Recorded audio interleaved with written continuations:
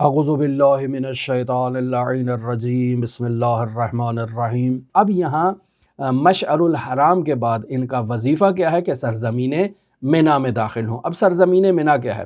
مشعر کے قریب ہی دو پہاڑیوں کے درمیان واقع سرزمین ہے کہ جہاں اس حاجی نے اب داخل ہونا ہے، اور طلوع آفتاب کے بعد جب حاجی سرزمین مشعر کو ترک کرے گا اور سرزمین منا کی طرف سفر کرے گا تو یہ وہ سرزمین ہے جہاں حضرت ابراہیم علیہ نبینا و آلہ و علیہ السلام کا خداوند متعال نے امتحان لیا۔ یعنی کیا؟ یعنی خداوند متعال نے حضرت ابراہیم کو حضرت اسماعیل کی قربانی کے لیے حکم دیا، اور اب حضرت ابراہیم اسماعیل کو اس سرزمین منا میں قتل گاہ کی طرف، قربانی گاہ کی طرف لے جا رہے ہیں۔ لہٰذا یہاں پر بھی جو اعمال ہیں وہ حضرت ابراہیم علیہ نبینا و آلہ و علیہ السلام کی اس سیرت کو جو ہے وہ مؤمنین کے اندر جو ہے وہ رائج کرنے کے لیے اعمال بیان کیے گئے ہیں۔ وہ اعمال کیا ہیں؟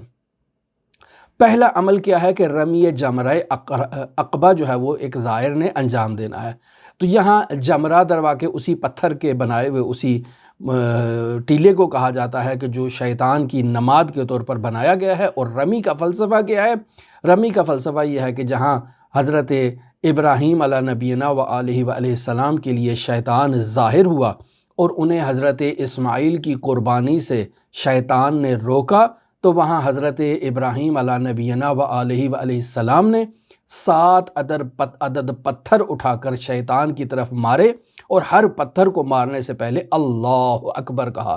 تو یہ شیطان کی طرف 7 پتھر حضرت ابراہیم نے مارے۔ تو یہی ان کی جو ہے وہ سیرت جو ہے وہ ان کا یہ سنت جو ہے وہ حج کے اعمال میں خداوند متعال نے حاجیوں کے لیے اس کی اقتداء کو لازم قرار دیا ہے۔ لہٰذا منا میں جو ہے وہ ان 3 مقامات پر انسان پتھر مارتا ہے، لیکن جو 3 مقامات ہیں، پہلا مقام جو ہے وہ جمرہ اولا ہے، دوسرا مقام جمرہ وسطیٰ ہے، اور تیسرا مقام جمرہ عقبہ ہے۔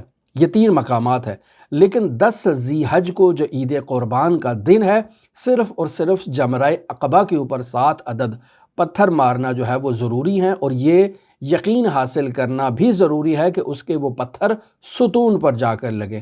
اب دوسرے طبقے میں جا کر مار سکتا ہے یا تیسرے طبقے میں جا کر مار سکتا ہے، اس کے لیے آپ کو اپنے فقہا کی طرف رجوع کرنا ہے، لیکن قدر متیقن انسان اسی زمین پر جا کر جو ہے وہ پتھر مارے۔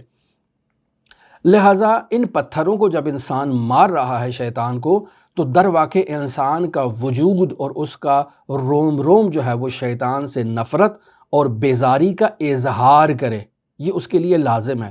اب یہاں فقہا فرماتے ہیں کہ یہ تو ہو گیا 10 سے متعلق۔ اب 12 اور 11 یہ جو 2 دن ہے ذی حج کے، تو وہاں انسان نے تینوں پتھروں پر آ کر، یعنی جمرہ اولا، جمرہ وسطیٰ اور جمرہ عقبہ، تینوں پر آ کر بالترتیب انسان نے پتھر مارنے ہیں، شیطان کو کنکریاں مارنی ہیں، پتھر مارنے ہیں، اور کم از کم 4 پتھر مارنا جو اسے جا کر لگیں، یہ واجب ہے، یہ ضروری ہے۔ اور اگر کوئی عمدی طور پر ان جمرات کو رمی کرنے کو ترک کرتا ہے تو اس نے گناہ کیا ہے، لیکن اس کا حج باطل نہیں ہے۔ لیکن اس طرف سے اگر کوئی جو ہے وہ عرفات کے صحرا کو ترک کرتا ہے تو اس کا حج نہیں ہوگا۔ دوسرا عمل کیا ہے؟ دوسرا عمل اس سرزمین منا میں حضرت ابراہیم علیہ نبینا و آلہ و علیہ السلام کی جو قربانی ہے، اس قربانی کو اقتداء کرتے ہوئے حاجی اس سرزمین میں قربانی کرتا ہے۔ اس قربانی کا فلسفہ کیا ہے کہ انسان اللہ کی راہ میں اپنے مال کو قربان کرتا ہے، اپنی ہوا و ہوس کو، کہ انسان کی مال سے محبت جو اس کی قلبی محبت ہے، اس محبت کو اللہ کی راہ میں قربان کر دیتا ہے۔ یہ اس کا بنیادی فلسفہ ہے۔ لہٰذا وہ حاجی جس کا حجۃ الاسلام ہے، یعنی پہلی مرتبہ وہ حج کے لیے آیا ہے، تو اس قربانی کے بعد اس کے لیے اپنا سر منڈوانا یہ واجب ہے۔ خواتین کے لیے تو سر منڈوانا نہیں ہے، خواتین کے لیے تقصیر کرنا جو ہے وہ ضروری ہے۔ لیکن وہ افراد جس کا حجۃ الاسلام نہیں ہے، یعنی پہلا حج نہیں ہے، دوسری مرتبہ آ رہا ہے، تیسری، چوتھی، 5ویں دفعہ آ رہا ہے، تو اس کے لیے یہ تقصیر کروانا مستحب مؤکد ہے، واجب نہیں ہے۔ اب یہاں زائر احرام سے باہر نکل آتا ہے اور وہ محرمات جو احرام کی حالت میں اس پہ پہلے حرام تھے اب اس کے لیے وہ محل ہو جاتے ہیں، اب اس کے لیے وہ مانع نہیں ہیں۔ دعا گو ہے خداوند متعال ان نورانی معارف کو سمجھنے اور ان پر عمل کرنے کی توفیق عطا فرمائے۔